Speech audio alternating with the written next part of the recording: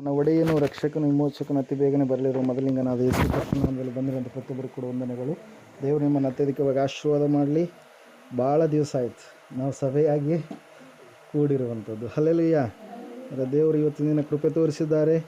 ನಾವು ಚಿಕ್ಕ ಸಭೆಯಾಗಿ ಕೂಡುವಂತೆ ಆತನು ಈ ಸಮಯವನ್ನು, ಈ ಗಳಿಗೆಯನ್ನು ಜಗತ್ತು ಉತ್ಪಾದನೆ ಆಗುವುದಕ್ಕಿಂತ ಮುಂಚಿತವಾಗಿಯೇ ನೇಮಕ ಮಾಡಿದ್ದಾನೆ. ಅದಕ್ಕಾಗಿ ನಾನು ದೇವರಿಗೆ ಸ್ತೋತ್ರಗಳನ್ನು ಸಲ್ಲಿಸ್ತಾ ಇದ್ದೇನೆ. ಮೊಟ್ಟ ಮೊದಲನೇದಾಗಿ ಈ ಸಮಯದಲ್ಲಿ ಯೇಸು ಸ್ವಾಮಿ ಈ ಲೋಕಕ್ಕೆ ಬಂದು ಆತನು ಮಹಾಯಜ್ಞವನ್ನು ಮಾಡಿದ ಕೊನೆಯ ಗಳಿಗೆಯಲ್ಲಿ ಸುಮಾರು 1987 ವರ್ಷಗಳ ಹಿಂದೆ ಆತನು ಏನಾಗಿದ್ದಾನೆ, ನಮಗೋಸ್ಕರವಾಗಿ ಯಜ್ಞವಾಗಿದ್ದಾನೆ.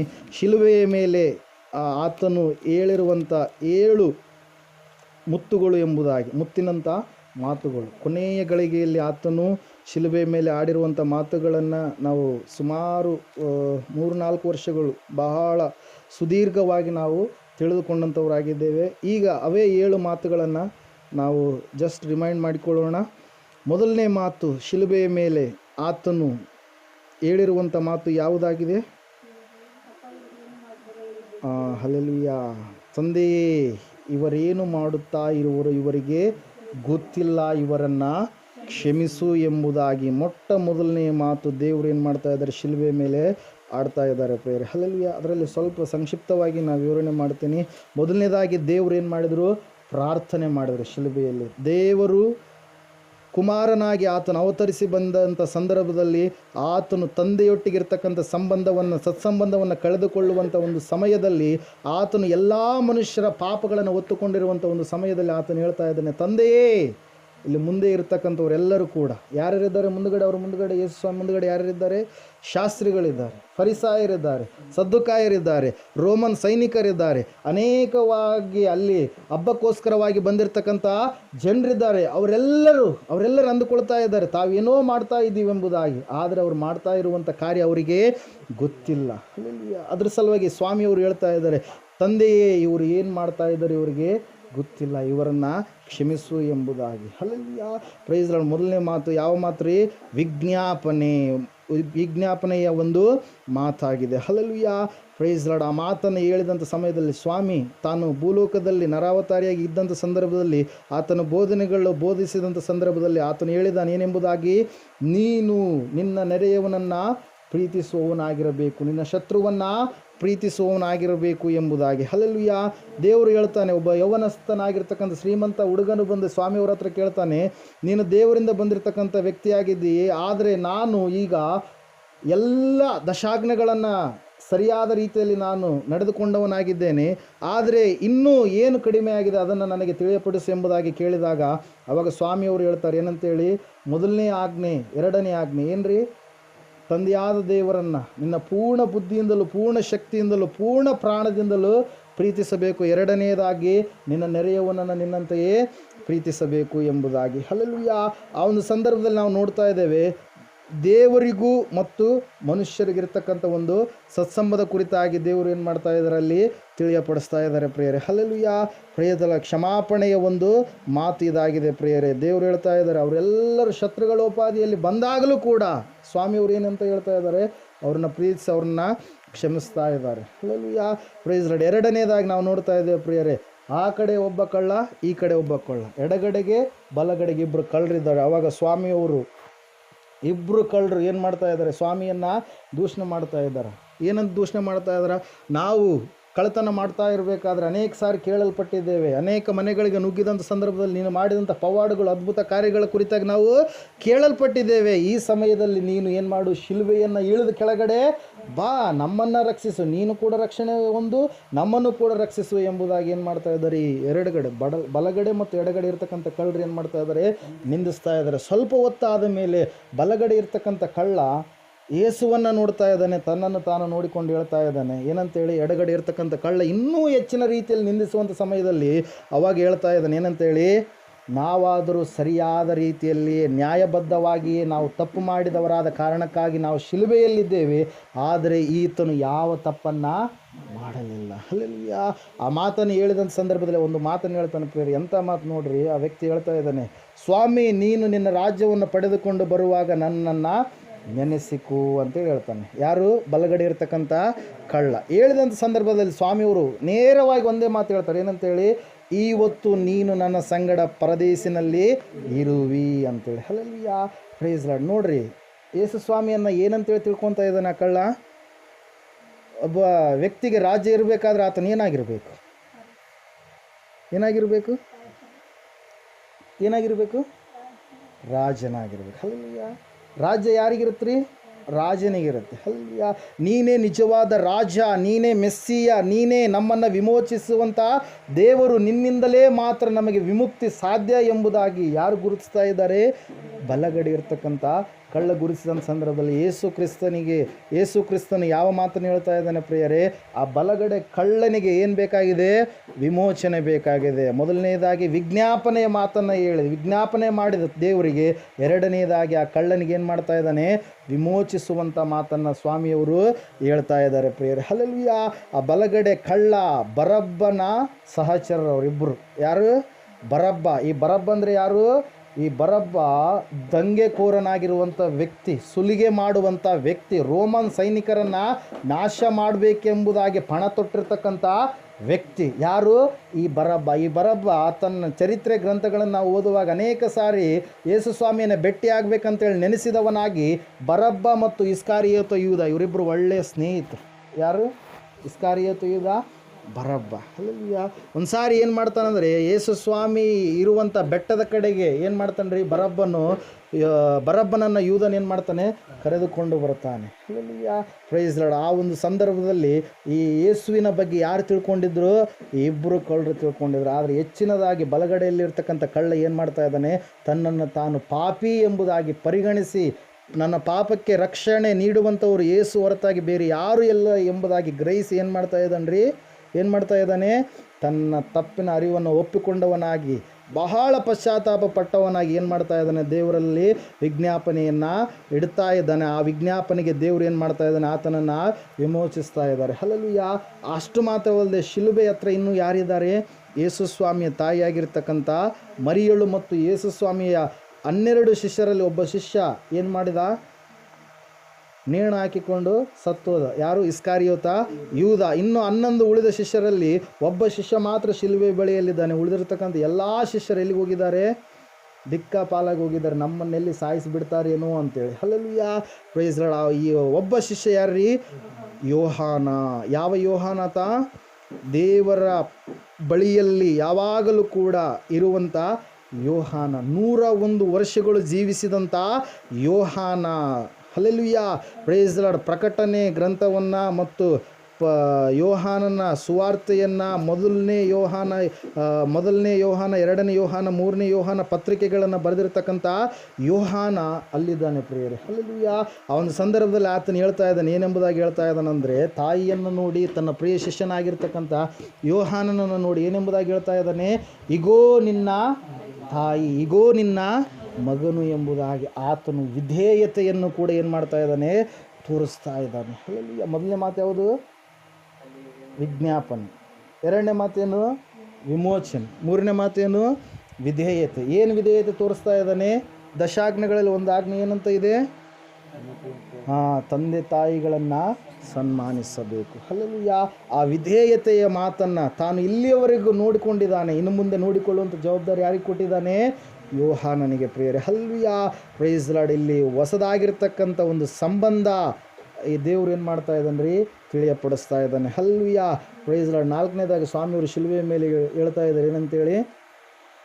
ಲಾಮ ಲಾಮ ಸಬಕ್ತಾನೆ. ಅಂದರೆ ನನ್ನ ದೇವರೇ ಯಾಕೆ ನೀನು ನನ್ನನ್ನು ಕೈ ಬಿಟ್ಟಿದ್ದಿ? ಯಾಕೆ ಹೇಳ್ರಿ? ಈಗ ಎಲ್ಲ ಮನುಷ್ಯರ ಪಾಪಗಳು ಯಾರ ಮೇಲೂ ಬಂದಿದೆ? ಯೇಸುವಿನ ಮೇಲೆ. ಮುಂದೆ ಹುಟ್ಲಕ್ಕಿರುವಂಥವರ ಪಾಪಗಳು, ಹಿಂದೆ ಮಾಡಿರ್ತಕ್ಕಂಥ ಆದಾಮನ ಮೊದಲುಗೊಂಡು ಮುಂದೆ ಹುಟ್ಟುವಂಥ ಎಲ್ಲ ತಳಿಗಳ ಪಾಪಗಳನ್ನು ಯಾರು ಹೊತ್ಕೊಂಡಿದ್ದಾರೆ? ಯೇಸು ಕ್ರಿಸ್ತನ ಹೊತ್ಕೊಂಡಿದ್ದಾನೆ. ಹಲ್ಲೆಲೂಯಾ. ಆ ಒಂದು ಸಂದರ್ಭದಲ್ಲಿ ತಂದೆಯಾದ ದೇವರು ಯೇಸುವನ್ನು ಏನು ಮಾಡಿದ್ದಾರೆ? ಕೈ ಬಿಟ್ಟಿದ್ದಾರೆ. ಹಲ್ಲೆಲೂಯಾ. ಏನು ಮಾಡಿದ್ದಾರೆ? ಕೈ ಬಿಟ್ಟಿದ್ದಾರೆ. ಅದರ ಸಲುವಾಗಿ ಆ ಮಾತು ಹೇಳ್ತಾ ಇದೆ. ಎಂತಹ ಮಾತು ಅಂದರೆ ಅದು ವಿಯೋಗದ ಮಾತು. ಸಂಬಂಧ ಕಡಿಯಲ್ಪಡ್ತು. ಹಲ್ಲೆಲೂಯಾ. ದೇವ್ರ ವಾಕ್ಯದಲ್ಲಿ ನಾವು ನೋಡ್ತಾ ಇದ್ದೇವೆ. ಆ ವಿಯೋಗದ ಮಾತನ್ನು ಸ್ವಾಮಿಯವರು ಏನು ಮಾಡ್ತಾ ಇದ್ದಾರೆ ರೀ? ಹೇಳ್ತಾ ಇದ್ದಾರೆ. ಎಲ್ಲ ಪಾಪದ ಭಾರವನ್ನು ಆತನು ಹೊತ್ಕೊಂಡಂಥ ಸಂದರ್ಭದಲ್ಲಿ ಆತನು ಈ ಮಾತನ್ನು ಹೇಳ್ತಾ ಇದ್ದಾನೆ. ಹಲ್ಲೆಲೂಯಾ. ಏನಂತೇಳಿ?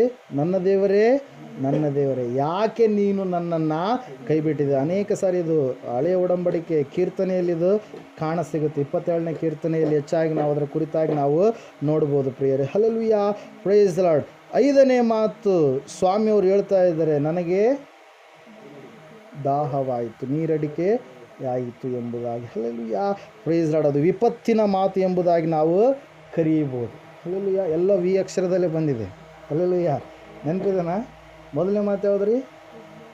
ವಿಜ್ಞಾಪನೆ ಅಂದರೆ ಪ್ರಾರ್ಥನೆ. ಎರಡನೇದು ಯಾವುದು ರೀ? ವಿಮೋಚನೆ, ಕಳ್ಳನಿಗೆ ವಿಮೋಚನೆ ಸಿಕ್ತು. ಮೂರನೇದು ಯಾವುದು ರೀ? ವಿಧೇಯತೆ, ತಂದೆ ತಾಯಿಗೆ ಆತನು ವಿಧೇಯನಾಗಿದ್ದನು. 4ನೇ ಮಾತು ಯಾವುದು ರೀ? ವಿಯೋಗ ಅಂದರೆ ಕೈ ಬಿಡಲ್ಪಟ್ಟಂಥ ಸ್ಥಿತಿ. 5ನೇದು ಏನು ರೀ? ವಿಪತ್ತು. ವಿಪತ್ತು ಅಂದರೆ ಏನು? ಏನೋ ಒಂದು ಕೊರತೆ ನಮಗೆ ಆಗಿದೆ. ಸ್ವಾಮಿಯವರಿಗೆ ಏನು ಕೊರತೆ ಆಗಿದೆ ಈಗ? ನೀರು ಎಷ್ಟೋ ಹೊತ್ತಾಯ್ತು ಆತ ನೀರನ್ನು ಕುಡಿಯಲಾರ್ದ ಹಾಗೆ. ಆ ಒಂದು ಗೆತ್ಸೆಮನೆ ತೋಟಕ್ಕೆ ಹೋಗೋದಕ್ಕಿಂತ ಮುಂಚಿತವಾಗಿ ಆತನು ನೀರನ್ನು ಕುಡಿದಿದ್ದಾನೆ. 9 ಗಂಟೆ ಸುಮಾರು, ಗುರುವಾರ, ನಿನ್ನೆ ಗುರುವಾರ ಅಲ್ವಾ? ನಿನ್ನೆ ಗುರುವಾರ ರಾತ್ರಿ 9 ಗಂಟೆ ಸುಮಾರಿಗೆ ಅವರು ಎಲ್ಲಿ ತಲುಪಿದ್ದಾರೆ? ಗೆತ್ಸೆಮನೆ ತೋಟ. ಗೆತ್ಸೆಮನೆ ಅಂದರೆ ಏನರ್ಥ? ಆಯಿಲ್ ಪ್ರೆಸ್, ಅಂದರೆ ಅಲ್ಲಿ ಒಲಿಯುವ ಎಣ್ಣೆಯನ್ನು ತಯಾರು ಮಾಡುವಂಥ ಒಂದು ಸ್ಥಳ. ಅದು ಯಾರ್ದು? ಗೆತ್ಸೆಮನೆ ತೋಟ. ಅರಿಮತಾಯ ಯೋಸೇಫ ಎನ್ನುವಂಥ ಒಬ್ಬ ವ್ಯಕ್ತಿ, ಆತನು ಕೂಡ ಯೇಸುವನ್ನು ಹಿಂಬಾಲಿಸುವಂಥ ಶಿಷ್ಯರಲ್ಲಿ ಒಬ್ಬನು. ಸನೆಡ್ರಿಯನ್ ಸಭೆಯಲ್ಲಿ ಇರ್ತಕ್ಕಂಥ ಒಬ್ಬ ವ್ಯಕ್ತಿಯಾಗಿದ್ದಾನೆ, ಮೆಂಬರ್ ಆಗಿದ್ದಾನೆ. ಯಾರು? ಅರಿಮತಾಯದ ಯೋಸೇಫ ಎನ್ನುವಂಥ ವ್ಯಕ್ತಿ. ಪ್ರೇರಿಲ್ ನಾವು ನೋಡ್ತಾ ಇದ್ದೇವೆ. ಆ ಒಂದು ಸಂದರ್ಭದಲ್ಲಿ ಸ್ವಾಮಿಯವರು ಎಷ್ಟೋ ಹೊತ್ತಾಗಿದೆ ನೀರು ಕುಡಿದು ಏನಂತ ಹೇಳ್ತಾ ಇದ್ದಾರೆ? ಈಗ ನನಗೆ ನೀರಡಿಕೆ ಆಯಿತು. ಒಂದು ಸಾರಿ ಆಲೋಚನೆ ಮಾಡಿರಿ, ಮಳೆಯನ್ನು ಉಂಟು ಮಾಡಿದವರು ಯಾರು? ನೀರನ್ನು ಉಂಟು ಮಾಡಿದವರು ಯಾರು? ಹಲ್ಲೆಲೂಯಾ. ಮೋಶೆ ಬರ್ತಾ ಇದ್ದಾನೆ. ಎಷ್ಟು ಜನರ ಸಂಗಡ? ಸುಮಾರು 20 ಲಕ್ಷ ಜನರ ಸಂಗಡ ಬರ್ತಾ ಇರಬೇಕಾದ್ರೆ ಆ ಸಮಯದಲ್ಲಿ ಅರಣ್ಯದಲ್ಲಿದ್ದಾರೆ, ಅರಣ್ಯದಲ್ಲಿದ್ದಾರೆ. ನೀರಿರಲಾರ್ದಂಥ ಪರಿಸ್ಥಿತಿ ಉಂಟಾದಂಥ ಸಂದರ್ಭದಲ್ಲಿ ಅವಾಗ ಮೋಶೆ ಪ್ರಾರ್ಥನೆ ಮಾಡ್ತಾನೆ ದೇವರಿಗೆ. ಪ್ರಾರ್ಥನೆ ಮಾಡಿದಾಗ ದೇವರು ಹೇಳ್ತಾನೆ ಮೋಶೆಗೆ, ಆ ಕಲ್ಲಿನ ಬಂಡೆಯನ್ನು ಒಡಿ, ಅಲ್ಲಿ ನಿನಗೆ ನೀರು ಸಿಗುತ್ತೆ ಅಂತೇಳಿ. Hallelujah, praise Lord. ಮಾತಾಡು ಎಂಬುದಾಗಿ ಹೇಳ್ತಾನೆ ದೇವರು. ಹಲ್ಲೆಲೂಯಾ. ಒಡಿ ಎಂಬುದಾಗೆಲ್ಲ ಮಾತಾಡು, ಆ ಕಲ್ಲಿನ ಸಂಗಡ ನೀನು ಮಾತನಾಡು, ನಿನಗೇನು ಬರುತ್ತೆ? ನೀರು ಬರುತ್ತೆ. ಹಲ್ಲೆಲೂಯಾ. ಆ ಸಂದರ್ಭದಲ್ಲಿ ಮಾತನಾಡಿದ ತಕ್ಷಣ ಏನಾಗುತ್ತೆ ಪ್ರಿಯರೇ? ನೀರು ಬರುತ್ತೆ. ಅವರೆಲ್ಲರೂ ನೀರನ್ನು ಕುಡಿತಾರೆ. ಆ ನೀರು, ಆ ಬಂಡೆಯ ಮೂಲಕವಾಗಿ ಹೊರಗಡೆ ಬಂದಿರತಕ್ಕಂಥ ಆ ಬಂಡೆ ಯಾರಾಗಿದ್ದಾರೆ? ಯೇಸು ಕ್ರಿಸ್ತನಾಗಿದ್ದಾನೆ. ಆತನೇ ಆ ನೀರನ್ನು ಏನು ಮಾಡಿ ಸೃಷ್ಟಿ ಮಾಡಿ ಇವರೆಲ್ಲರ ದಾಹವನ್ನು ತೀರಿಸಿದ್ದಾನೆ. ವಾಕ್ಯದಲ್ಲಿ ನಾವು ನೋಡ್ತೀವಿ, ಅರಣ್ಯದಲ್ಲಿ ನೀರುಗಳನ್ನು ಹರಿಸುವಂಥ ದೇವರು ಆತನಂತೆ. ಹಲ್ಲೆಲೂಯಾ. ಆತನಿಗೆ ಈಗ ಏನಾಗಿದೆ ಎಂಬುದಾಗಿ ಹೇಳ್ತಾ ಇದೆ ವಾಕ್ಯ? ದಾಹ. ಇದು ಯಾವ ದಾಹ? ಇದು ಆತ್ಮಿಕ ದಾಹ. ಇದು ಹಲ್ಲೆಲೂಯಾ. ಆತನಿಗೆ ಆತ್ಮದ ಒಂದು ದಾಹ ಉಂಟಾಗಿದೆ ಪ್ರಿಯರೇ. ದೇವರ ವಾಕ್ಯದಲ್ಲಿ ನಾವು ನೋಡ್ತಾ ಇದ್ದೇವೆ. ಈ ಮಾತನ್ನು ನಾವು ಸರಿಯಾದ ರೀತಿಯಲ್ಲಿ ಅರ್ಥ ಮಾಡ್ಕೊಳ್ಬೇಕಾದ್ರೆ ಆತನು ಪರಿಪೂರ್ಣವಾಗಿ ಮನುಷ್ಯನಾಗಿದ್ದಾನೆ ಎಂಬುದಾಗಿ ನಾವು ತಿಳ್ಕೊಬೇಕು. ಹಲ್ಲೆಲೂಯಾ. ಕೆಲವು ಜನರು ಯೇಸು ಸ್ವಾಮಿಯನ್ನು ಏನಂತ ಕರೀತಾರೆ ರೀ? ಆತನೊಬ್ಬ ದೂತ ಅಂತೇಳಿ ಕರೀತಾರೆ. ಏನಂತ ಕರೀತಾರೆ? ದೂತ ಎಂಬುದಾಗಿ ಕರೀತಾರೆ. ಇನ್ನು ಕೆಲವು ಸಹೋದರರು, ಮುಸ್ಲಿಂ ಸಹೋದರರು ಯೇಸು ಸ್ವಾಮಿಯನ್ನು ಏನಂತ ಕರೀತಾರೆ? ಪ್ರವಾದಿ ಅಂತ ಕರೀತಾರೆ. ದೇವರು ಎಂಬುದಾಗಿ ಅವರು ಒಪ್ಪಿಕೊಳ್ಳೋದಿಲ್ಲ. ಹಲ್ಲೆಲೂಯಾ. ಆದರೆ ಇಲ್ಲಿ ನಾವು ನೋಡ್ತಾ ಇದ್ದೇವೆ ಸ್ವಾಮಿಯವರು ಪರಿಪೂರ್ಣವಾಗಿ ಮನುಷ್ಯನಾಗಿದ್ದಾನೆ ಎಂಬುವಂಥ ಸಾದೃಶ್ಯದೋಪಾದಿಯಲ್ಲಿ ಆತನು ಹೇಳ್ತಾ ಇದ್ದಾನೆ, ನನಗೆ ನೀರಡಿಕೆ ಯಾಗಿದೆ ಎಂಬುದಾಗಿ. ಹಲ್ಲೆಲೂಯಾ. 6ನೇದಾಗಿ ನಾವು ನೋಡ್ತಾ ಇದ್ದೇವೆ ಸ್ವಾಮಿಯವರು ಹೇಳ್ತಾ ಇದ್ದಾರೆ ಏನಂತೇಳಿ? ತೀರಿತು. Hallelujah. It is finished. Hallelujah. ಮುಗೀತು. ನೀವು ಎಕ್ಸಾಂಪಲ್ ತಗೊಳ್ಳೋಣ. 10ನೇ ಕ್ಲಾಸ್ ಓದ್ತಾ ಇದ್ದೀರಿ, ಪ್ರಾರಂಭ ಮಾಡಿದ್ದೀರಿ, ಕಂಪ್ಲೀಟ್ ಎಕ್ಸಾಮ್ ಎಲ್ಲ ಮುಗಿದ ಮೇಲೆ, ರಿಸಲ್ಟ್ ಎಲ್ಲ ಬಂದಮೇಲೆ ನಿಮಗೇನಾಯಿತು? 10ನೇ ಕ್ಲಾಸ್ ಕಂಪ್ಲೀಟಾಗಿ ಮುಗೀತು. ಯಾವುದೇ ಒಂದು ಕೆಲಸ ತಗೊಳ್ರಿ, ಮುಗಿದ ಮೇಲೆ ನಾವೇನಂತ ಹೇಳಿದ್ವಿ? ಆಯ್ತಪ್ಪ ಮುಗಿದ್ಬಿಡ್ತು. ಹೊಲ ಆಗಲಿ, ಯಾವುದೇ ಆಗಲಿ, ಎಂತಹ ಕೆಲಸ ಆಗಲಿ, ಯೇಸು ಸ್ವಾಮಿ ಕೂಡ ಈ ಲೋಕಕ್ಕೆ ಒಂದು ಕೆಲಸದ ನಿಮಿತ್ತವಾಗಿ ಆತನು ಬಂದಿದ್ದಾನೆ. ಆ ಬಂದಿರತಕ್ಕಂಥ ಕೆಲಸ ಏನಾಯ್ತು ರೀ? ಮುಗಿದೋಯ್ತು. ಕಂಪ್ಲೀಟ್ ಕ್ಲೋಸ್ ಆಯಿತು. ಅದು ಸ್ವಲ್ಪ ಕೂಡ ಬಿಡಲಾರ್ದೆ ಎಲ್ಲವೂ ಕೂಡ ಅಲ್ಟಿಮೇಟ್ ಆಗಿ ಎಲ್ಲ ಕೂಡ ಆತನು ಮಾಡಿ ಮುಗಿಸಿಬಿಟ್ಟ ಪ್ರಿಯರೇ. ಹಲ್ಲೆಲೂಯಾ. Praise Lord. ದೇವ್ರ ವಾಕ್ಯದಲ್ಲಿ ನಾವು ನೋಡ್ತಾ ಇದ್ದೀವಿ, ಸತ್ಯವೇದ ಹೇಳ್ತಾ ಇದೆ, ಆತನು ತೀರಿತು ಎಂಬುದಾಗಿ ವಿಜಯದ ಧ್ವನಿಯ ಕೇಕೆಯನ್ನು ಹಾಕ್ತಾ ಇದ್ದಾನೆ ಪ್ರಿಯರೇ. ಹಲ್ಲೆಲೂಯಾ. ವಿಪತ್ತು ಆದಮೇಲೆ ಏನು ಬರ್ತಾ ಇದೆ? ವಿಜಯದ ಮಾತು. ಇದು ಯಾವ ಮಾತು? ತೀರಿತು. ನಾ ಬಂದಿರತಕ್ಕಂಥ ಉದ್ದೇಶ ಎಲ್ಲ ತೀರಿತು. ಯೇಸು ಸ್ವಾಮಿಗೆ ಎಷ್ಟು ಜನರು ಎಷ್ಟು ಏಟುಗಳನ್ನು ಆತ ತಿಂದಿದ್ದಾನೆ ಗೊತ್ತಾ? ಆತ ಶಿಲುಬೆಯ ಮೇಲೆ ಒಂದು ಗೆತ್ಸೆಮನೆ ತೋಟದಿಂದ ಹಿಡಿದು ಶಿಲುಬೆಯ ಮೇಲೆ ಇರೋವರೆಗೆ ಎಷ್ಟು ಏಟುಗಳನ್ನು ತಿಂದಿದ್ದಾನೆ ಆತ? 882 ಏಟುಗಳು. ಎಷ್ಟು ರೀ? 882 ಸಾರಿ ಆತನಿಗೆ ಹೊಡೆದಿದ್ದಾರೆ, ಗುದ್ದಿದ್ದಾರೆ. ಕೊರಡೆಗಳಿಂದ 39 ಏಟುಗಳನ್ನು ಹೊಡೆದಿದ್ದಾರೆ ಪ್ರಿಯರೇ. ಟೋಟಲ್ ಎಷ್ಟು ಹೊಡೆದಿದ್ದಾರೆ ಎಂಬುದಾಗಿ ಚರಿತ್ರೆ ತಿಳಿಸುತ್ತೆ. 882 ಹೊಡೆತಗಳನ್ನು ಆತನು ಅನುಭವಿಸಿದ್ದಾನೆ. ಒಂದು ಹೊಡೆತ ಹೊಡೆದ್ರೇ ಕೆಲವು ಜನರು ಸೊನ್ನೆ ಮುಚ್ಚಿ ಬೀಳ್ತಾರೆ. ಅಲ್ಲೆಲ್ಲಿಯ ಆದರೆ ಏಸಪ್ಪ ಎಷ್ಟು ಸ್ಟ್ರಾಂಗ್ ಇದೆ ನೋಡ್ರಿ. ಅಲ್ಲೆಲ್ಲಿಯ ಪ್ರೈಸ್ ಲಾರ್ಡ್. 39 ಕೊರಡೆ ಹೊಡೆದ್ರೆ ಆ 39 ಕೊರಡೆ ಹೊಡೆತಕ್ಕೆ ಆತನ ಮಾಂಸ ಹೊರಗಡೆ ಬರ್ತಾ ಇದೆ. ಏನಾಗ್ತಾ ಇದೆ? ಹೊರಗಡೆ ಬರ್ತಾ ಇದೆ. ಈ ಗುದ್ದಿದಂಥ ಸಂದರ್ಭದಲ್ಲಿ ಆ ಒಂದು 7 ಇಂಚಸ್ ಮಳೆ, ಎಷ್ಟು ರೀ? 7 ಇಂಚುಗಳಿರ್ತಕ್ಕಂಥ ಮಳೆ ಅನ್ನೋದಕ್ಕಿಂತ ಮುಳ್ಳು, 7 ಇಂಚುಗಳಿರ್ತಕ್ಕಂಥ ಮುಳ್ಳನ್ನು ಏನು ಮಾಡಿದ್ದಾರೆ? ಕಿರೀಟವಾಗಿ ಇಟ್ಟಿದ್ದಾರೆ ಆತನಿಗೆ. ಅಲ್ಲಿ ಇಲ್ಲಿಟ್ಟರೆ ಇಲ್ಲಿ ಹೊರಗಡೆ ಬಂದಿದೆ, ಇಲ್ಲಿ ಸ್ವಲ್ಪ, ಹಿಂದುಗಡೆ ಸ್ವಲ್ಪ, ಆ ರೀತಿಯಾಗಿ ಅಷ್ಟು ನೋವನ್ನು ಆತ ಭರಿಸಿದ್ದಾನೆ. ಇಲ್ಲಿ ಸತ್ಯವೇದದಲ್ಲಿ ಸ್ವಲ್ಪ ನಾವು ನೋಡ್ತೀವಿ, ಚರಿತ್ರೆ ಆಧಾರ ಗ್ರಂಥಗಳಲ್ಲಿ ನಾವು ನೋಡುವಾಗ ಅವರು ಹೇಳುವಂಥ ಧ್ವನಿಯನ್ನು ಓದುವಂಥ ಸಂದರ್ಭದಲ್ಲಿ ಆ ವಿಷಯಗಳನ್ನು ತಿಳ್ಕೊಳ್ಳುವಾಗ ಕಣ್ಣೀರೇ ಬರುತ್ತೆ. ಅಷ್ಟು ಭಯಂಕರವಾಗಿರ್ತಕ್ಕಂಥ ಯಾತನೆಯನ್ನು ಈ ಲೋಕ ಮೊದಲುಗೊಂಡು ಯಾರೂ ಕೂಡ ಅನುಭವಿಸಿಲ್ಲ. ಯಾರು ಕೂಡ ಅಂತಹ ಒಂದು ಸಂದಿಗ್ಧವಾಗಿರ್ತಕ್ಕಂಥ ಸ್ಥಿತಿಯನ್ನು ಯಾರು ಕೂಡ ಅವರ ಜೀವಿತದಲ್ಲಿ ಎದುರಿಸಿಲ್ಲ. ಯೇಸು ಕ್ರಿಸ್ತನು ಮಾತ್ರ ಎಲ್ಲ ಜನರ ಪಾಪ ಕ್ಷಮಾಪಣೆಗೋಸ್ಕರವಾಗಿ ತನ್ನ ದೇಹವನ್ನು, ತನ್ನ ರಕ್ತವನ್ನು ಏನು ಮಾಡಿದಾನೆ? ಆತ ಧಾರೆ ಎರೆದಿದ್ದಾನೆ. ಪ್ರೇರಿ ಸಮಯದಲ್ಲಿ ಆತನು ಹೇಳ್ತಾ ಇದ್ದಾನೆ, ನಾನು ಬಂದಿರತಕ್ಕಂಥ ಕೆಲಸ ಏನಾಯಿತು? ತೀರಿತು. ಹಲ್ಲೆಲೂಯಾ. ಆತನು ಬಂದಿದ್ದ ಸೈತಾನನ ಕಪಿಮುಷ್ಟಿಯಲ್ಲಿರ್ತಕ್ಕಂಥ ರಾಜ್ಯವನ್ನು ಪುನಃ ತಿರುಗಿ ಪಡೆದುಕೊಳ್ಳುವುದಕ್ಕಾಗಿ, ಸೈತಾನನ ಕೋರೆ ಹಲ್ಲುಗಳನ್ನು ಮುರಿಯುವುದಕ್ಕಾಗಿ ಕಂಪ್ಲೀಟಾಗಿ ಆ ಕಾರ್ಯವನ್ನು ದೇವರು ಏನು ಮಾಡಿಬಿಟ್ಟ? ಶಿಲುಬೆಯಲ್ಲಿ ಮಾಡಿ ಮುಗಿಸಿಬಿಟ್ಟ ಪ್ರಿಯರೇ. ಹಲ್ಲೆಲೂಯಾ. ಕೊನೆಯದಾಗಿ ನಾವು ನೋಡ್ತಾ ಇದ್ದೇವೆ, ತೀರಿದ ಮೇಲೆ ಆತನ ಒಂದು ಮಾತನ್ನು ಹೇಳ್ತಾ ಇದ್ದಾನೆ. ಈಗ ಪ್ರಾಣ ಹೋಗಲಿಲ್ಲ ರೀ. ಹಲ್ಲೆಲೂಯಾ. ಶಿಲುಬೆ ಮೇಲೆ ಪ್ರಾಣ ಕೆಲವು ಜನರದ್ದು ಎಷ್ಟು ದಿನ ಆದಮೇಲೆ ಹೋಗುತ್ತೆ? 3 ದಿವಸ ಆದಮೇಲೆ ಹೋಗುತ್ತೆ. ಹಲ್ಲೆಲೂಯಾ. ಭೂಮಿ ಆಕಾಶದ ನಡುವೆ ಟಿ ಆಕಾರದಲ್ಲಿ. ಹಲ್ಲೆಲೂಯಾ. ಕೆಲವೊಂದು ಶಿಲುಬೆಗಳು ಎಕ್ಸ್ ಆಕಾರದಲ್ಲಿರ್ತವೆ, ಕೆಲವೊಂದು ಟಿಗಳು ಟಿ ಆಕಾರದಲ್ಲಿರ್ತವೆ. ಆದರೆ ಯೇಸು ಕ್ರಿಸ್ತನನ್ನು ಹಾಕಿದಂಥ ಶಿಲುಬೆ ಟಿ ಮೇಲೆ ಈ ಥರ ನೀವು ನೋಡಿರ್ತೀರಲ್ಲ, ಪ್ಲಸ್ ಆಕಾರದಲ್ಲಿರ್ತಕ್ಕಂಥ ಶಿಲುಬೆ, ನಿಲುವು ಕಂಬ, ಅಡ್ಡ ಕಂಬ. ಹಲ್ಲೆಲೂಯಾ. ಆ ರೀತಿಯಾಗಿರ್ತಕ್ಕಂಥ ಒಂದು ಶಿಲುಬೆ ಪ್ರೇರೆ. ಆ ಶಿಲುಬೆ ಮೇಲೆ ಯೇಸು ಸ್ವಾಮಿಯನ್ನು ಹಾಕಿದ್ದಾರೆ. ಆ ಒಂದು ಸಂದರ್ಭದಲ್ಲಿ ಆತನು ಶಿಲುಬೆ ಮೇಲೆ ತೂಗಾಡ್ತಾ ಕೊನೆಯ ಮಾತನ್ನು ಹೇಳ್ತಾ ಇದ್ದಾನೆ. ಏನಂತೇಳಿ ಹೇಳ್ತಾ ಇದ್ದಾನೆ? ತಂದೆಯೇ, ನನ್ನ ಆತ್ಮವನ್ನು ನಿನ್ನ ಕೈಗೆ ನಾನು ಒಪ್ಪಿಸಿಕೊಡ್ತಾ ಇದ್ದೇನೆ. ಹಲ್ಲೆಲೂಯಾ. ಪ್ರಾಣ ಹೋಗಬೇಕಾಗಿತ್ತು ಅವರು ಹೊಡೆದಂಥ ಏಟುಗಳಿಗೆ. ಹಲ್ಲೆಲೂಯಾ. ಆದರೆ ಪ್ರಾಣ ಏನಾಗಲಿಲ್ಲ? ಹೋಗಲಿಲ್ಲ. ಕಾರಣ ಏನ್ರಿ? ಆತನೇ ಏನಾಗಿದ್ದಾನೆ? ಜೀವಾಧಿಪತಿಯಾಗಿದ್ದಾನೆ. ಜೀವ ಯಾರಲ್ಲಿದೆ?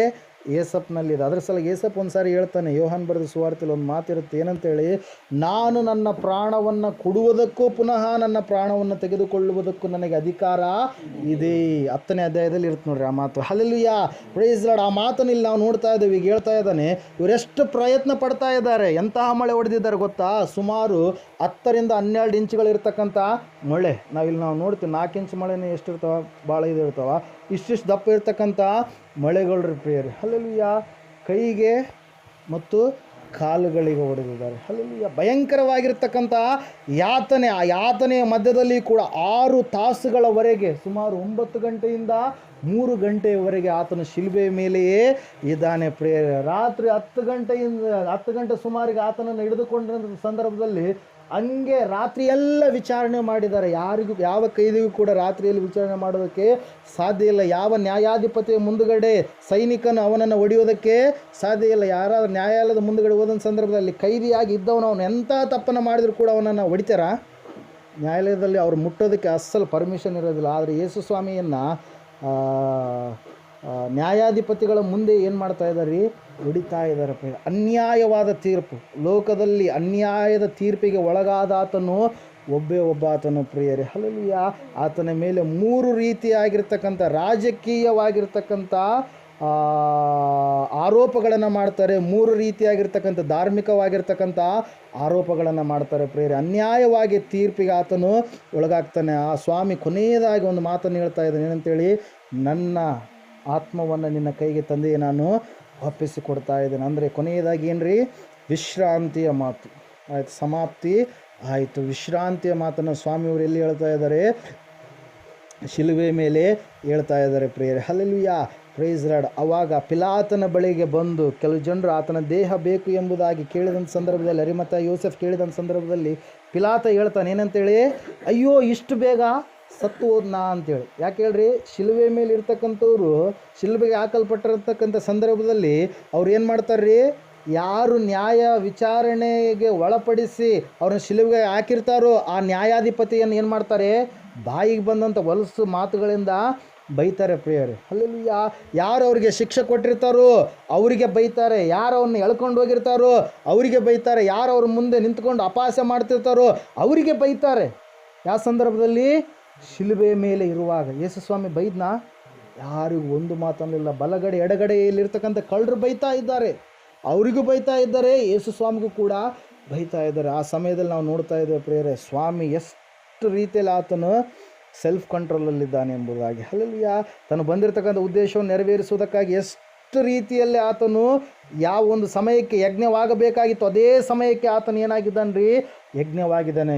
ಆ ಒಂದು ಪಸ್ಕ ಹಬ್ಬದ ದಿವಸದಲ್ಲಿ 3 ಗಂಟೆ ಸಂಧ್ಯಾ ನೈವೇದ್ಯದ ಸಮಯದಲ್ಲಿ 30 ಲಕ್ಷ ಕುರಿಗಳು ಒಂದೇ ಏನು ಮಾಡ್ತಾ ಇದ್ವು, ಅಲ್ಲಿ ಕಡಿಯಲ್ಪಡ್ತಾ ಇದ್ದು, ದೇವರಿಗೆ ವಧಿಸಲ್ಪಡ್ತಾ ಇದ್ದು.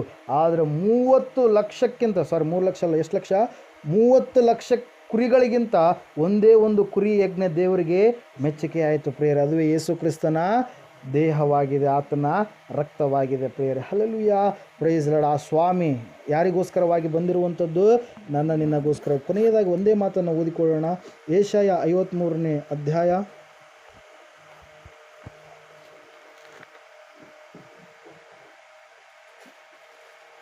9-10ನೇ ವಾಕ್ಯ.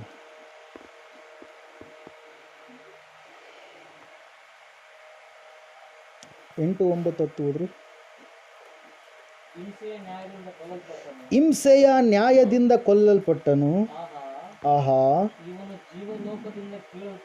ಇವನು ಜೀವಲೋಕದಿಂದ ಕೀಳಲ್ಪಟ್ಟಿದ್ದಾನೆ. ನಮ್ಮ ಜನಗಳ ದ್ರೋಹಗಳ ದೆಸೆಯಿಂದ ಈ ಪೆಟ್ಟು ಅವನ ತಲೆ ಮೇಲೆ ಬಿತ್ತಲ್ಲ. ಯಾರ ದೆಸೆಯಿಂದ? ಎಲ್ಲ ಮನುಷ್ಯರ ದ್ರೋಹಗಳ ದೆಸೆಯಿಂದ. Yes, continue. ಎಂದು ಅವನ ಕಾಲದಲ್ಲಿ ಯಾರು ಮನಮುಟ್ಟಿ ಮರಗಿದರು. ಎಸ್. ಅವನು ಯಾವ ಅನ್ಯಾಯವನ್ನು ಮಾಡದಿದ್ದರೂ, ಅವನ ಬಾಯಲ್ಲಿ ಯಾವ ವಂಚನೆಯೂ ಇಲ್ಲದಿದ್ದರೂ, ಅವನು ಸತ್ತಾಗ ದುಷ್ಟರ ಮಧ್ಯೆ ಪುಷ್ಟರ ನಡುವೆ ಅವನನ್ನು ಹೂಣಿಟ್ಟರು. ಅವನನ್ನು ಜಜ್ಜುವುದು ಯೆಹೋವನ ಸಂಕಲ್ಪವಾಗಿತ್ತು. ಆತನು ಅವನನ್ನು ವ್ಯಾಧಿಯಿಂದ ಬಾಧಿಸಿ ಹೀಗೆಂದುಕೊಂಡನು. S, continue. ಇವನು ತನ್ನ ಆತ್ಮವನ್ನು ಯಾವ ಯಜ್ಞ ಅದು? ಯಾವ ಪ್ರಾಯಶ್ಚಿತ್ತ? ಪಾಪದ ಪ್ರಾಯಶ್ಚಿತ್ತ ಯಜ್ಞಕ್ಕಾಗಿ ಒಪ್ಪಿಸಿದ ಮೇಲೆ ತನ್ನ ಸಂತಾನವನ್ನು ನೋಡುವನು, ಚಿರಂಜೀವಿಯಾಗುವನು. ನನ್ನ ಸಂಕಲ್ಪವು ಇವನ ಕೈಯಿಂದ ನೆರವೇರುವುದು. ಹಲ್ಲೆಲೂಯಾ. ಎಲ್ಲರೂ ಚಪ್ಪಾಳೆ ಹೊಡೆದು ದೇವರನ್ನು ಮಹಿಮೆಪಡಿಸೋಣ. ಆಮೇನ್. ಹಲ್ಲೆಲೂಯಾ. ದೇವರ ವಾಕ್ಯದಲ್ಲಿ ನಾವು ನೋಡ್ತಾ ಇದ್ದೇವೆ, ಆತನು ಚಿರಂಜೀವಿಯಾಗಿರುವಂಥ ದೇವರಾಗಿದ್ದಾನೆ. ಪುನಃ ಆತನ ಸಂತಾನವಾಗಿರುವಂಥ ನಮ್ಮೆಲ್ಲರನ್ನು ಆತನು ನೋಡುವಂಥ ದೇವರಾಗಿದ್ದಾನೆ. ಅದರ ಸಲುವಾಗಿ ನಾವು ದೇವರ ವಾಕ್ಯದಲ್ಲಿ ಇವತ್ತಿನ ನಾವು ಧ್ಯಾನ ಮಾಡ್ತಾ ಇದ್ವಿ. ಏನೆಂಬುದಾಗಿ, ಆತನು ನಮ್ಮೆಲ್ಲರಿಗೋಸ್ಕರವಾಗಿ ಜಜ್ಜಲ್ಪಟ್ಟಿದ್ದಾನೆ, ಜಡಿಯಲ್ಪಟ್ಟಿದ್ದಾನೆ. ಶಿಲುಬೆ ಭಯಂಕರವಾಗಿರ್ತಕ್ಕಂಥ ಯಾತನೆಯನ್ನು ಅನುಭವಿಸಿದ್ದಾನೆ. ಪಿಲಾತನು ಹೇಳುವಂಥ ಮಾತು ಒಂದೇ, ಅಯ್ಯೋ ಆತನು ಇಷ್ಟು ಬೇಗ ಸತ್ತು ಹೋದ್ನಾ. ಯಾಕೆ ಹೇಳ್ರಿ, ಶಿಲುಬೆ ಮೇಲೆ ಇದ್ದಂಥವ್ರು 3 ದಿವಸಗಳವರೆಗೆ ಸಾಯಲ್ಲ. ಯಾಕೆ ಹೇಳ್ರಿ, ಅವ್ರ ಪ್ರಾಣವು ಹಂಗೆ ಇರುತ್ತೆ. ಮೇಲ್ಗಡೆ ಹದ್ದುಗಳು ಬಂದು ಏನು ಮಾಡ್ತಾ ಇರ್ತವೆ, ಕುಕ್ಕುತ್ತಾ ಇರ್ತವೆ. ಕಾಗೆಗಳು ಬಂದು ಮೆತ್ತನೆಯ ಭಾಗಗಳನ್ನೆಲ್ಲ ತಿಂತಾ ಇರ್ತವೆ. ಭಯಂಕರವಾದ ಯಾತನೆಯನ್ನು ಅನುಭವಿಸಿದ ಮೇಲೆ ಅವ್ರು ಏನಾಗ್ತಾರೆ, ಸತ್ತು ಹೋಗ್ತಾರೆ ಪ್ರೇರೆ. ಯೇಸು ಸ್ವಾಮಿ 6 ತಾಸಿನ ಅವಧಿಯಲ್ಲಿ ಆತನೇನು ಮಾಡಿದ, ಏನು ಮಾಡಿದ್ದಾರೆ? ತನ್ನ ಪ್ರಾಣವನ್ನು ಬಿಟ್ಟ, ಅರ್ಪಿಸಿದ. ಪುನಃ ಆತನು ಹೇಳ್ತಾ ಇದ್ದಾನೆ, ನಾನು ಪ್ರಾಣವನ್ನು ಕೊಡುವುದಕ್ಕೂ ಪ್ರಾಣವನ್ನು ಪುನಃ ಪಡೆದುಕೊಳ್ಳುವುದಕ್ಕೂ ನನಗೆ ಅಧಿಕಾರ ಉಂಟು. ದೇವರು ಯಾವ ಸಂಕಲ್ಪವನ್ನು ಆದಿಯಲ್ಲಿ ಮಾಡಿದ್ರು ಆ ಅನಾದಿಯಲ್ಲಿರ್ತಕ್ಕಂಥ ಸಂಕಲ್ಪವನ್ನು ಯೇಸು ಕ್ರಿಸ್ತನು ನೆರವೇರಿಸಿದ ಪ್ರಿಯರೇ. Hallelujah, praise Lord. ಈ ಸಮಯದಲ್ಲಿ ನಾವೆಲ್ಲರೂ ಎದ್ದು ನಿಂತುಕೊಳ್ಳೋಣ. ನಮಗಾಗಿ ಯಜ್ಞವಾಗಿರ್ತಕ್ಕಂಥ ಆ ದೇವರನ್ನು ಈ ಸಮಯದಲ್ಲಿ ಆತನಿಗೆ ಕೃತಜ್ಞತೆ ಭಾವ ಉಳ್ಳವರಾಗಿ ಆತನಿಗೆ ನಾವು ವಂದನೆಯನ್ನು ಸಲ್ಲಿಸುವಂಥವರಾಗೋಣ. ಸ್ವಲ್ಪ ಹೊತ್ತು ಮೌನವಾಗಿರೋಣ.